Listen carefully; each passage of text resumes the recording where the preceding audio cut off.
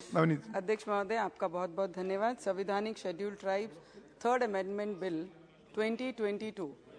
Sir, हम जो bill ला रहे हैं और ये 3rd अमेंडमेंट कर रहे हैं कि दूसरी जातियों की जो मांग बहुत सालों से है, जो यही एसटी में थे, उनको फिर से अपने एसटी इसमें लाकर उनको न्याय देने का काम हमारी ये मंत्रिमंडल कर रहा है। उसके लिए मंत्री जी का दिल से बहुत बहुत धन्यवाद करूंगी।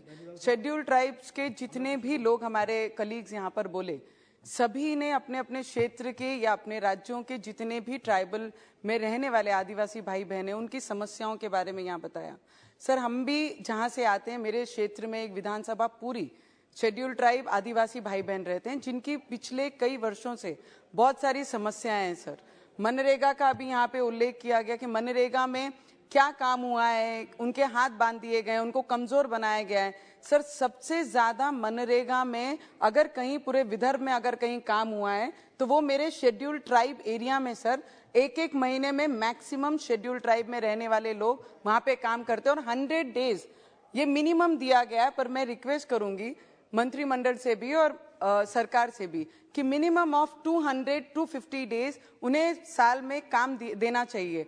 वहां पर सबसे बड़ी प्रॉब्लम है सर माल न्यूट्रिशन की और चिकन सेल्स की, मैडम, क्योंकि वहां पर जो लोग रहते हैं ये सब चीजों की उनके बहुत बड़ी समस्या है। वहां पे हॉस्पिटल की कहीं सुविधाएं नहीं है, वो सुविधाएं हमें देना बहुत जरूरी है। और गर्भवती जब डिलीवर करती है तो अगर वहां पे कोई इमरजेंसी केस होता है तो 150 किलोमीटर उन्हें अमरावती आना पड़ता है और बीच में ऐसी दुर्घटना हो जाती है तो कई बार माता की भी डेथ हो जाती है और बच्चे की भी उसी के साथ डेथ हो जाती है।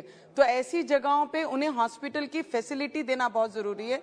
आज भी मेरे क्षेत्र में मैक्सिमम जगह मैडम ट्राइबल एरिया में कनेक्टिविटी नहीं है, टेलीफोन्स नहीं है, इंटरनेट काम करते नहीं है। 108 फोन करने जाए तो 108 फोन एमपी में लगता है। ये सभी समस्या है। उसके साथ एजुकेशन की मैडम बहुत बड़ी प्रॉब्लम है। जितने भी ट्राइबल एरिया, चंद्रपुर हो, हमारा अमरावती मेलघाट का क्षेत्र हो, जहां जहां ट्राइबल्स एरिया होते हैं वहां पर एक तो हमें भाषा की प्रॉब्लम है। हमारे ट्राइबल क्षेत्रों में जब हमारे टीचर्स वहां पर आते हैं तो वो नॉन आदिवासी होते हैं मैक्सिमम और उन्हें हमारी भाषा नहीं आती है। हमारे बच्चों को उनकी भाषा समझती नहीं है, उनको हमारी भाषा समझती नहीं है। और हमारे बच्चों को अगर जॉब अपॉर्चुनिटीज देनी है तो 150 किलोमीटर प्लेन पट्टे से हमारे वहां पर आदिवासी क्षेत्र में आने तक के लिए उन्हें बहुत कष्ट करना पड़ता है, जो टीचर्स वहां पे पढ़ाने आती हैं। हमारे बच्चों ने बीए डीएड किए हुए हैं आदिवासी के, तो उनको ही अगर अपॉर्चुनिटी उस क्षेत्र में दिया जाए तो वहां के बच्चों को ना लैंग्वेज प्रॉब्लम होगी, ना एजुकेशन प्रॉब्लम होगी, अच्छी पढ़ा सकते हैं।